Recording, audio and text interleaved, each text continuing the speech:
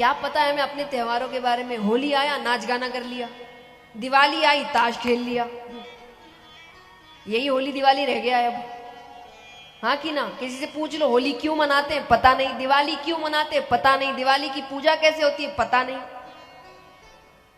क्या मतलब है फिर इन त्योहारों का, जब इस प्रकार से आपको कार्य करना है? तो अपनी संस्कृति को अपनी नींव बनाइए।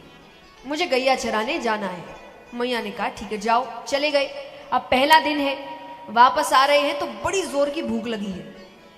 इतना कभी बाहर रहे नहीं ना भगवान, थक गए। अब वो वापस आ रहे थे तो जितनी गोपियां थी वो भी दूध दही माखन बेचने जाती थी, वो भी घर वापस आ रही है। अच्छा देखो, काम करने दोनों जा रहे हैं। भेदभाव भगवान ने नहीं किया था, हमने किया। नाम भगवान का लगा दिया। भगवान ने तो सब काम सबसे किए। तो ये काम दोनों ही कर रहे हैं, बाहर दोनों ही जा रहे हैं, घर के काम दोनों ही करते थे। विवाह देखिए आप, श्री राम का विवाह जब सीता माता से हुआ, सीता माता सब कुछ छोड़कर आई। जैसे आजकल विवाह होते, कन्या पूरा अपना घर छोड़कर आती है। विष्णु भगवान को देखिए, विवाह से पहले कहां रहे? कल बताया था मैंने, बैकुंठ। विवाह के बाद कहां रहे? क्षीर सागर। लक्ष्मी जी कहां से आई? सागर से। तो देखा जाए विष्णु भगवान कहां रह रहे? घर जमाई है वो, मैं ससुराल में रह रहे। भगवान ने भेदभाव नहीं किया, उन्होंने सबको इस काबिल बनाया कि वो हर काम कर सके। बीच वाले आके काम खराब करके चले जाते, नाम भगवान का लगाते।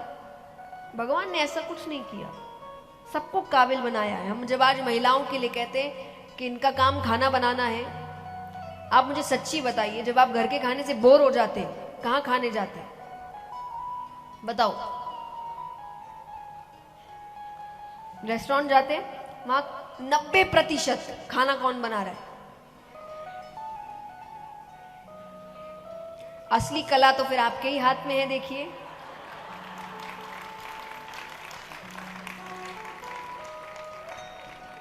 आजकल मॉल में जाइए आप, मेहंदी मांडने पुरुष बैठे हैं, 10-10 मिनट में क्या हाथ मांड रहे हैं वो।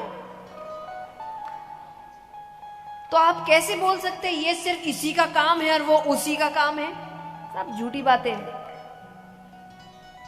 आज व्यक्ति कहता है मां की जगह कोई नहीं ले सकता। देखिए उस पिता को जो अकेले अपने बच्चे को पाल रहे हैं, वो मां का भी काम कर रहे हैं, वो पिता का भी काम कर रहे हैं। और जब कोई कहे कि पिता का कोई काम नहीं कर सकता, देखिए उस माता को जो अपने बच्चों को अकेले पाल रही है।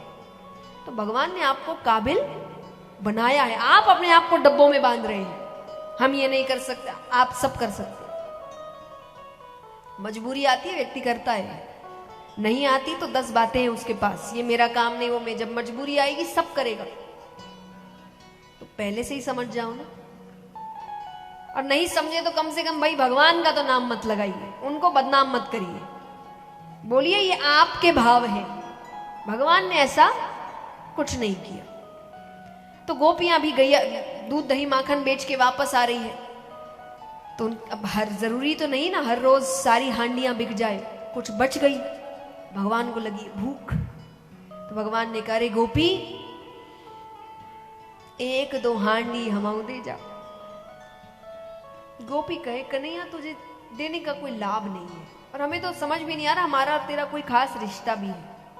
क्यों नहीं है? मैं नंदराय का छोरा हूं। बोले हमें तो नहीं लगता। दरअसल भगवान का रंग सांवला था, और यशोदा मैया, नंद बाबा, बलदाऊ भैया तीनों गोरे। तो गोपियां कहती थी कि तू इनका बेटा है ही नहीं, तुझे उठा के लेके आए हैं। जो सच था, भगवान को तो पता था सच है, तो इनको ये बात बहुत परेशान कर दी थी। तो गोपियों ने कहा कि हमें तो नहीं लगता, तुझे तो उठा के लेके आए हैं। भगवान ने नीचे से उठाए पत्थर, सारी हांडियां फोड़। गोपियां कहे आज यशोदा से जाकर कहती है, बड़ा कहती है मेरा बेटा चोर नहीं है। अब भगवान को लग रहा है कि अगर ये आज चली गई तो आज तो पिटाई पक्की है। कैसे तैसे दौड़ते भागते गिरते पड़ते गोपियों से पहले घर पहुंचते। अब घर पहुंचने से पहले मिट्टी में लोटपोट हो गए, श्रृंगार बिगाड़ लिया, मुकुट टेढ़ा कर लिया, घर में रोते रोते प्रवेश कर रहे हैं। यशोदा मैया ने दरवाजा खोला तो उनका तो कलेजा मुख में आ गया।